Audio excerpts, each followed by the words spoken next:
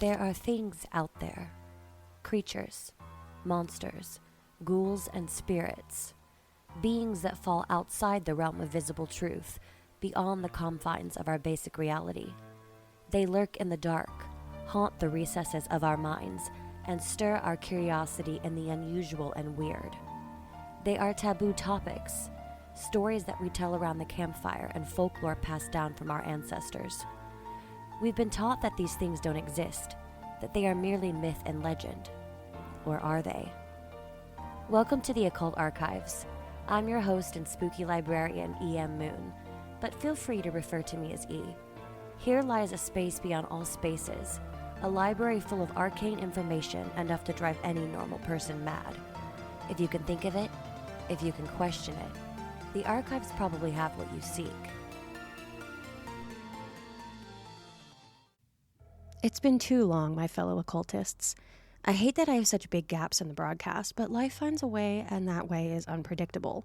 Finding time to record with all my librarian duties, and the fact that the archives got a new hellhound puppy to occupy so much of my time, I just haven't found the space in my existence to record, or the silence and the chaos. But we're back, and this time I am bringing you an episode that involves my all-time favorite cryptid, the moth, the myth, the legend, Mothman. I'm sure most of you have heard of him, or them, or it, depending on how you view the creature, but I'm here to give you a little history.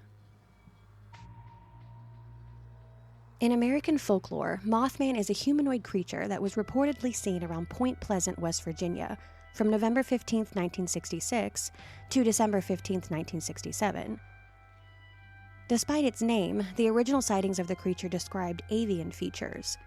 The first newspaper report was published in the Point Pleasant Register, dated November 16, 1966, titled, "Couples See Man-Sized Bird, Creature, Something." The national press soon picked up the reports and helped spread the story across the United States. The source of the legend is believed to have originated from sightings of out-of-migration sandhill cranes or herons. The creature was introduced to a wider audience by Gray Barker in 1970 and was later popularized by John Keel in his 1975 book, The Mothman Prophecies, claiming that there were paranormal events related to the sightings and a connection to the collapse of the Silver Bridge. The book was later adapted into a 2002 film starring Richard Gere, which we will talk about in just a little bit. On November 15, 1966, two young couples from Point Pleasant, Roger and Linda Scarberry, and Steve and Mary Millette, told police that they had seen a large black creature whose eyes glowed red, standing at the side of the road near the TNT area, the site of a former World War II munitions plant. Linda Scarberry described it as a slender, muscular man, about 7 feet tall with white wings. However, she was unable to discern its face due to the hypnotic effect of its eyes. Distressed, the witnesses sped away, reporting that the creature flew after their car, making a screeching sound. It pursued them as far as Point Pleasant city limits. Over the next few days, more people reported similar sightings after local newspapers covered it. Two volunteer firemen who saw it said it was a large bird with red eyes. Mason County Sheriff George Johnson believed the sightings were due to an unusually large heron he termed a shite poke. Contractor Newell Partridge told Johnson that when he aimed a flashlight at a creature in a nearby field, its eyes glowed like bicycle reflectors. Additionally, he blamed buzzing noises from his television set and the disappearance of his German Shepherd, Bandit, on the creature. Wildlife biologist Robert L. Smith at West Virginia University told reporters that descriptions and sightings fit the sandhill crane, a large American crane almost as tall as a man, with a 7-foot wingspan and reddish coloring around its eyes. The bird may have wandered out of its migration route, and therefore was unrecognized at first because it was not native to this region. Due to the popularity of the Batman TV series at the time, the fictional superhero Batman and his rogues gallery were prominently featured in the public eye. While the villain Killer Moth did not appear in the show, the comic book influence of both him and Batman is believed by some to have influenced the coinage of the name Mothman in the local newspapers. Following the December 15, 1967 collapse of the Silver Bridge and the death of 46 people, the incident gave rise to the legend and connected the Mothman sightings to the bridge collapse. According to Georgia newspaper, Svobodanya Gruzia, Russian ufologists, claim that Mothman sightings in Moscow foreshadowed the 1999 Russian apartment bombings. The Mothman Prophecies is a major motion picture, loosely based on the 1975 book of the same name by John Keel. In 2016, WCHS-TV published a photo purported to be of Mothman taken by an anonymous man while driving on Route 2 in Mason County. Science writer Sharon Hill proposed that the photo showed a bird, perhaps an owl, carrying a frog or snake away, and wrote that there is zero reason to suspect it is the Mothman as described in legend. There are too many far more reasonable explanations. Folklorist Jan Harold Brunvand notes that Mothman has been widely covered in popular press, with some claiming sightings connected with UFOs, and others suggesting that a military storage site was Mothman's home. Brunvand notes that the recountings of the 1966-67 Mothman reports usually state that at least 100 people saw Mothman, with many more afraid to report their sightings.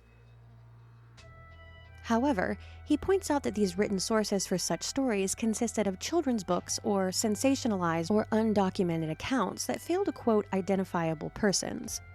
Brunvand found elements in common among many Mothman reports and much older folk tales, suggesting that something real may have triggered the scares and became woven with existing folklore. He also records anecdotal tales of Mothman supposedly attacking the roofs of parked cars occupied by teenagers. Conversely, Joe Nichols says that a number of hoaxes followed the publicity generated by the original reports, such as a group of construction workers who tied flashlights to helium balloons. Nicholl attributes the Mothman stories to sightings of barred owls, suggesting that the Mothman's glowing eyes were actually red eye effect caused from the reflection of light from flashlights or other bright light sources. Benjamin Radford points out that the only reports of glowing red eyes was secondhand, that of Shirley Hensley quoting her father. However, John Keel relays the story of witness Connie Carpenter, who allegedly saw Mothman in broad daylight on November 27, 1966, and described it as having glowing red eyes.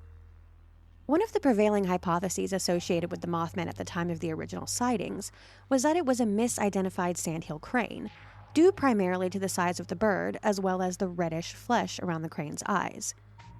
Daniel A. Reed examined the migration patterns and historically reported sightings of sandhill cranes in the area of Point Pleasant, West Virginia, and proposed that, in cases where eyeshine was not noted, it was statistically more likely that witnesses were seeing and misidentifying a great blue heron instead.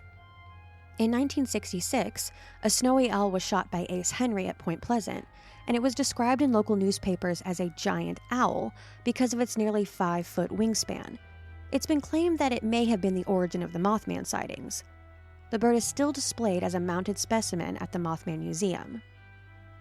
According to University of Chicago psychologist David A. Gallo, 55 sightings of Mothman in Chicago during 2017, published on the website of self-described 14 researcher Lon Strickler, are a selective sample. Gallo explains that he's not sampling random people and asking if they saw the Mothman. He's just counting the number of people that voluntarily came forward to report a sighting. According to Gallo, people more likely to visit a paranormal-centric website like Strickler's might also be more inclined to believe in, and therefore witness the existence of, a Mothman. Some pseudoscience adherents, such as ufologists, paranormal authors, and cryptozoologists, suggest the Mothman could be an alien, a supernatural manifestation, or a previously unknown species of animal. However, the latter is highly unlikely, as according to the square cube law, a creature with the 6 to 7 foot height and 10-foot wingspan, as described by Roger Scarberry, would not be able to fly. In his 1975 book, Keel claimed that Point Pleasant residents experienced precognitions, including premonitions of the collapse of the Silver Bridge, UFO sightings, visits from inhuman or threatening men in black, and other phenomena.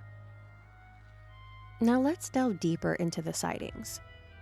The first recorded Mothman sighting took place on November 12, 1966, near Clendenin, West Virginia. 5 men were in a cemetery preparing a grave for burial when they saw something they couldn't explain. Lifting off from the nearby trees was a brown winged creature. The men held to the fact that what lifted off beyond the trees was no bird, it was a humanoid. The creature was sighted in many places across West Virginia and the surrounding states, but the largest number of sightings happened near the old West Virginia Ordnance Works, an area now known by locals as the TNT area. West Virginia Ordnance Works is an abandoned munitions depot to the north of Point Pleasant, West Virginia, that dates back to World War II. The facility, during its operation, manufactured ammunition and dynamite. The surrounding area is mostly forest, dotted with numerous grassy clearings and thick concrete domes called igloos that were used to store barrels of gunpowder. The area is also riddled with abandoned tunnels, most of which have collapsed, been sealed off, or became flooded with water. A wildlife sanctuary, McClintock Wildlife Management, now encompasses the area. In 1979, fishermen in the TNT area reported that chemicals had been left to seep into the ponds, causing it to be labeled an environmental disaster. By 1983, the TNT area was among the country's most polluted sites. It was here in the TNT area on the cold night of November 15, 1966, 3 days after the first sighting took place, that two young couples would encounter this bizarre creature. Roger and Linda Scarberry were driving in Roger's black '57 Chevy Bel Air with Steve and Mary Millette through the area around midnight when Linda noticed, unbelievably, two large glowing red eyes in the darkness beside the Old North power plant and screamed. They soon learned that these eyes belonged to something that looked frankly human, about 7 feet tall with wings folded against its back. Roger stalled in the road for a minute, inspecting the strange creature. The four realized immediately that their spectacle was no ordinary bird. The true horror began, however, when the creature spread its wings and pursued them down Highway 62 to the Point Pleasant city limits at speeds exceeding 100 miles per hour. The four arrived in town, startled and confused, and with no sign of the mysterious bird that had chased them. Roger parked his car at the edge of town and they discussed their encounter, eventually deciding that what they saw was nothing more than an aberrant bird, and in an attempt to face their fears, they again drove towards the TNT area. It wasn't long before they saw the creature again, apparently waiting on them beside Route 62. The couples now realized that their stalker was no bird, but in the instant that the car's headlights landed on the creature, it lifted vertically into the air with tremendous speed and disappeared above the tree line. This time when they arrived in town, they went to the Mason County Courthouse and told their story to Sheriff George Johnson and Deputy Miller Halstead. 2 hours later, the city police began investigating the area, only to return empty-handed. The next day, a press conference was held, and the local press began printing on the story, causing others to come forward with previous and future sightings. This was the major event that started it all. In the November 16th issue of the Point Pleasant Register, the strange encounter would be brought to the public eye with the headline, "Couple sees man-sized bird, creature, something."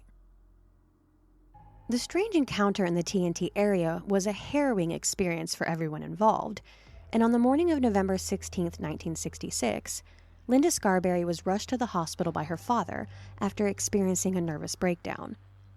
On the phenomenon, Roger Scarberry stated, "I'm a hard guy to scare, but last night I was for getting out of there." This creature would be seen throughout the next 13 months in Point Pleasant, and it was estimated that there were over 100 sightings during this time, although these are unconfirmed reports and the actual number of confirmed sightings may be quite a bit lower. Mothman witnesses were also harassed by the men in black, who wanted them not to speak about the creature. The strange sightings all seemed to culminate in the collapse of the Silver Bridge on December 15, 1967. Many similar cryptids and creatures have been seen worldwide. The sightings are similar to Mothman in many ways, including the fact that most of them seem to be heralds of impending disasters. Some of the places Mothman, or its fellows, have visited include a mine in Freiburg, Germany, where a Mothman-like creature scared miners away shortly before a collapse. Another notable visit was to the nuclear plant at Chernobyl, where a creature haunted the facilities for a while before the famous nuclear meltdown. There were also 2 Mothman pictures taken in New York on 9/11 and multiple sightings before the Minnesota bridge collapse. Some believe that the Mothman tries to warn people about disasters about to happen, such as the Freiburg and Chernobyl sightings listed above. However, since there only seems to be one Mothman instead of a bunch of his kind, and since he seems rather paranormal, these sightings are not of much interest to cryptozoologists who want to discover new kinds of creatures. Now, what about this creature's description? As we've heard from eyewitness accounts, it seemed more bird-like originally. But now, if you've seen anybody's artwork, or even the statue in Point Pleasant, you'll know that it has a much different physical look about it. Mothman is described as a bipedal winged humanoid. Despite his name, which was given to him by newspapers, he is in no way moth-like and has an appearance more like that of a large humanoid owl. His coloration varies from black, gray to even brown, although it is usually the darker shades. He is often reported to be about 7 feet tall, with a wingspan of about 10 to 15 feet or more, plus the ability to fly at over 100 miles per hour. Sometimes he's described as not having a head, with the 2 huge red eyes set in the chest. These eyes are reported to be glowing, or at least reflective. The details of his face and his feet have never been adequately described. One witness who saw the face clearly could only say that the details were horrible and monstrous. She had terrible nightmares and nearly suffered a nervous breakdown. I'm assuming they're talking about Scarberry there. Anyone who gets a close look at the Mothman seems to suffer from extreme fear and psychological distress, sometimes lasting for months or years afterwards. In particular, people say that a sense of pure evil overcomes them when they see Mothman's eyes. Most likely due to the fact that they're probably scared shitless. I mean, I would be too if I saw something like that. He can fold his wings and walk with a weird shuffle that many witnesses compare to a penguin. When he flies, he unfolds his wings and shoots straight up with great speed, then levels out to go wherever he wants to go. He's rarely observed flapping his wings except for on takeoff. Witnesses often describe his flight pattern as straight up like a helicopter. He can fly much faster than any bird should be able to fly, as measured by those victims who suffered from what seems to be Mothman's favorite activity, chasing cars. He'll fly in front of them and even sometimes hit at the roof. Of course, there have been several hoaxes showing proof of this enigmatic creature, but no solid proof has been produced. Mothman sightings have been associated with at least 2 other cryptids, gigantic thunderbirds with gray bodies and red heads that were sighted in the same area at the same time by a few witnesses, and Owlman, which is a similar creature with wings and red eyes sighted in Cornwall, England in 1976. Sheriff George Johnson, who the original witnesses contacted, believed the Mothman may have been a large heron, as stated before. Wildlife biologist Dr. Robert L. Smith at West Virginia University thought that Mothman was a sandhill crane, which the newspapers then reported on, but the witnesses completely disagreed.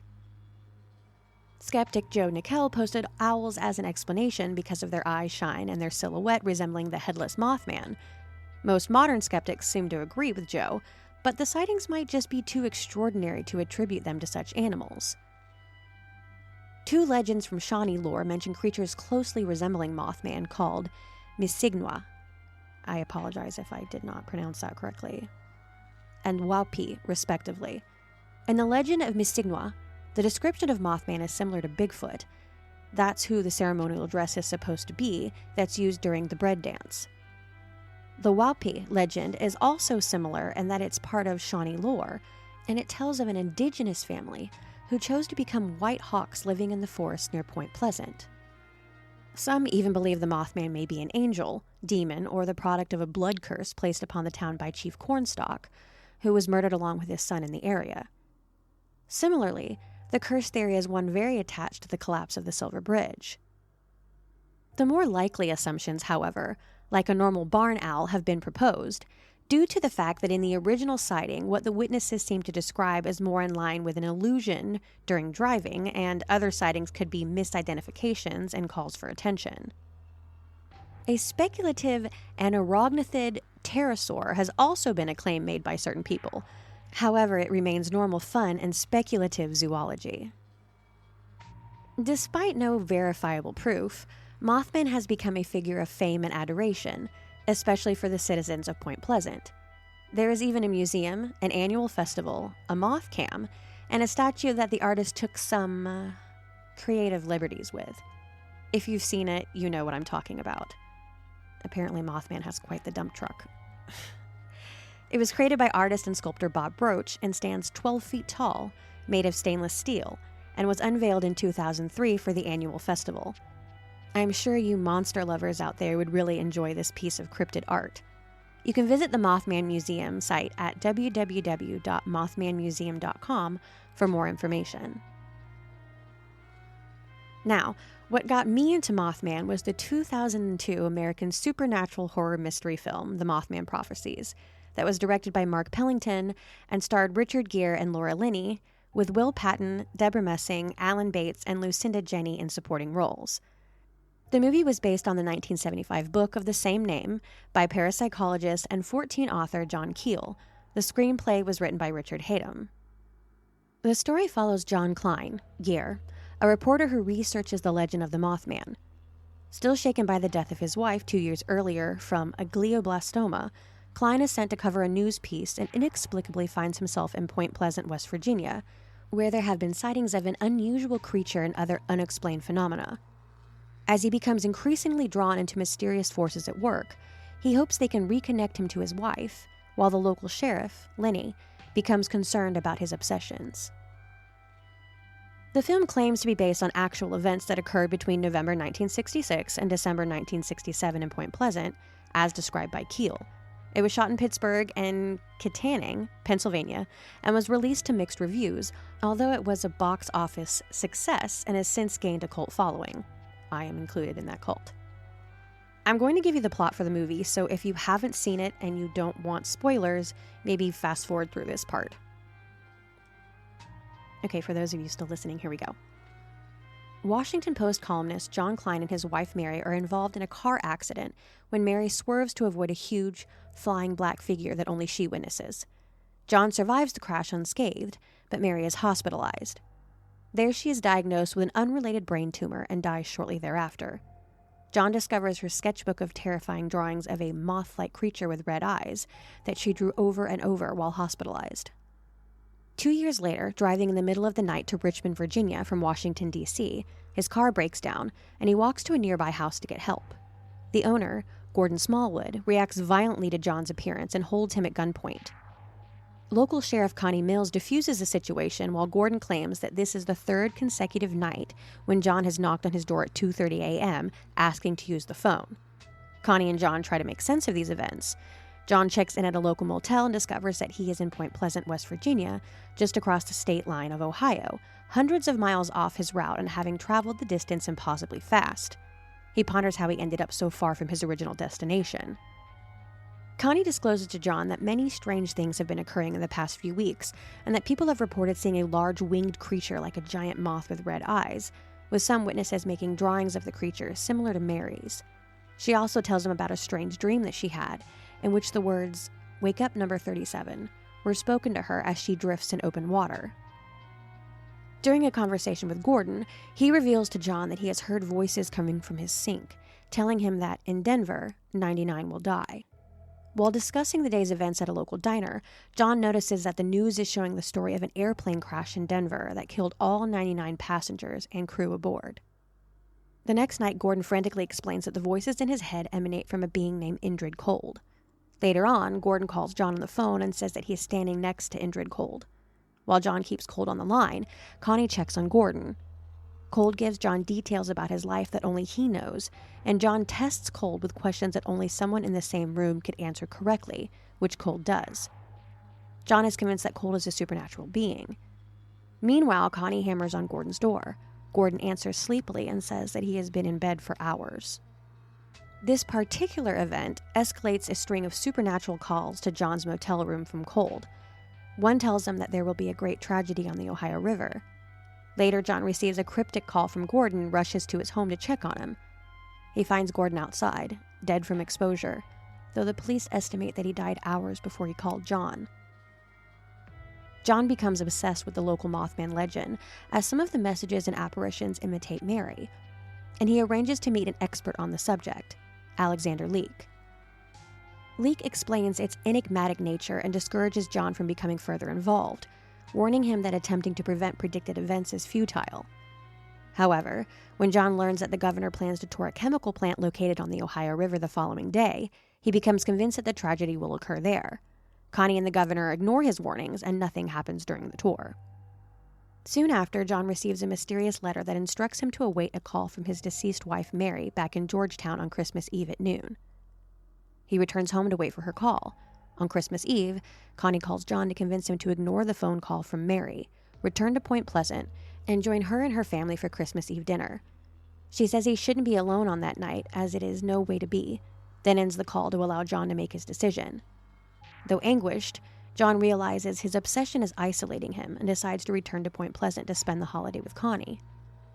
As John reaches the Silver Bridge, malfunctioning traffic lights cause traffic congestion on the bridge. Hearing the bolts and supports of the overloaded bridge straining, John realizes that the prophesied tragedy on the Ohio River was about the bridge, not the power plant. The bridge comes apart, and as it collapses, Connie's Jeep falls into the water. John jumps in after her and pulls her from the river to safety. As the two sit in the back of an ambulance, they are informed that 36 people have been killed. That makes Connie the number 37 from her dream. The film ends with a claim that the cause of the bridge collapse was never fully determined, and that although Mothman has been sighted in other parts of the world, it was never seen again in Point Pleasant.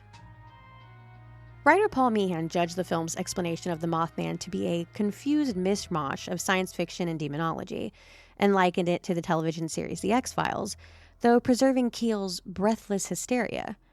Meehan remarked that aliens spouting prophetic utterances are rare in UFO literature. In contrast to Meehan, author Jason Horsley declared the Mothman prophecies probably the most effective depiction of demonic forces at work in U.S. cinema. Horsley assessed its approach to the Mothman legend as depicting a schizophrenic nature of reality, fulfilling a revelation purpose in horror film as it strips away the comfortable veneer of consensus reality to reveal the seething abyss of irrationality. Horsley argued the film's Mothman arrives from a foreign dimension, but being without physical existence, it is also a product of the minds of Point Pleasant's citizens, based on formless and impersonal energy. The Mothman, identified by Horsley as emissary of the id, is depicted in the film as being as natural as electricity. So I was curious about Indrid Cold and how all that fit into the Mothman legend. Well, it doesn't. Not exactly anyway. Indrid Cold, later known as the Grinning Man or Smiling Man, is a legendary humanoid being who originated in 20th century folklore and became a stock character in some works of fiction, usually associated with tales of the Mothman from Point Pleasant, West Virginia. Cold was initially named by West Virginia contactee Woodrow Derenberger at a press conference in November 1966. At the conference, Derenberger claimed Cold was a male humanoid of extraterrestrial origin. In later years, Derenberger claimed to have taken multiple trips to Cold's home planet, reportedly called Lanulos. Derenberger's story received significant press coverage. In 1970, Derenberger's tale was further popularized by author John Keel in his book Strange Creatures from Time and Space. Keel revisited the Cold story in his 1975 book The Mothman Prophecies, which centered on a report of a large ring creature called the Mothman in West Virginia, which we all know that already. By 1979, however, the story of Derenberger riding aboard a spaceship to the planet Lanulos with Cold was being shared by UFO author Gray Barker. Fun stuff. While Derenberger had described Cold as a benign space brother who offered healing medicine, later depictions cast Cold as more of an ultra-terrestrial or cryptid, sometimes sporting an uncanny, inhumanly large smile. In the 21st century, Cold became a trope of horror, featured in the 2002 supernatural horror film The Mothman Prophecies, and a 2016 episode of horror anthology series Scary Endings. Like I've stated before, the alleged link to Mothman was popularized by John Keel in his book, Strange Creatures from Time and Space, which devotes a chapter to the Grinning Man, as Keel dubbed him. According to Keel, on October 11, 1966, 2 boys in Elizabeth, New Jersey reported seeing the strangest guy we ever saw. A very tall man in reflective green coveralls who was standing behind a wire fence in a location the boys believed to be inaccessible. Keel relates that the man looked at the boys and grinned. Keel suggested the Derenberger's gently smiling extraterrestrial and the boy's grinning stranger were the same entity. Keel also relayed that Derenberger had supplied a full name for his extraterrestrial contact, Indrid Cold. While Keel's account suggested that both the boys and Derenberger encountered beings with large, exaggerated grins, skeptic Brian Dunning notes that Derenberger's story never specified any unusual grin. According to folklorist David Clark, Keel's own distinction between fact and fiction was a very fine one. In the Mothman prophecies, Keel suggested Cold was linked to Mothman reports in Point Pleasant, which began in November 15, 1966, 13 days after Derenberger's press conference. In the May-June 2002 issue of Skeptical Inquirer, journalist John C. Sherwood, a former business associate of UFO researcher Gray Barker, published an analysis of private letters between Keel and Barker during the period of Keel's investigation. In the article, Gray Barker's Book of Bunk, Sherwood reported finding significant differences between what Keel wrote at the time of his investigation and what he wrote in his first book about the Mothman reports, raising questions about the book's accuracy. Sherwood also reported that Keel, who was well known for writing humorous and outrageous letters to friends and associates, would not assist him in clarifying the differences. Our Man the Moth has also been featured in several other forms of entertainment, including Fallout 76, in which he appears more moth than man, many movies and documentaries, including The Mothman of Point Pleasant and TV shows like Mountain Monsters, The Adventure Zone, Amnesty, as alien psychic and trailer park resident Indrid Cold. I think I like that version. At one point in Restaurant to Another World, a Mothman was featured in an episode called Minced Meat, Cutlet, and Fried Shrimp. Yum. The Mothman is also featured as the first boss fight the player encounters in the first-person shooter game, Trepang. In Book 2 of Area 51, Interns, a Mothman was featured in its cage where Charlotte was trapped in by her robotic counterpart. A Mothman was also featured in a Gravity Falls book called Journal 3, where it was depicted to be a swarm of 100 moths that are attracted to lights. There is also a ton of merchandise surrounding our man, including plenty of incredible artistic depictions, figurines, costume accessories, and even the cutest plush I have ever seen created by Squishables, of which I own, and he has magnets in his wings so you can fold them over to hide his cute little face. But plenty of creative folks have also created costumes of their own version for cosplay, myself included. I even have a Mothman onesie that keeps me incredibly warm down here in the archives basement. This cryptid has grown and evolved from a terrifying myth to a household name, and loved by so many that if he does exist, he would probably blush over all the love, adoration, and even thirst from people all over the country and possibly the world. But does he really exist? If the Mothman is even a he and not just a genderless horror of the night, I'd love to hear some of your takes on the creature, and even more so, would enjoy any eyewitness accounts from those who think they encountered this cryptid. As with all cryptids, they are what they are because we have no solid scientific proof, but that doesn't mean that they aren't a real thing, even if that thing is something completely different from what we think. Humans aren't always the most reliable source when it comes to trusting what we see, and without verifiable proof, we may never know. But I want to believe. Do you?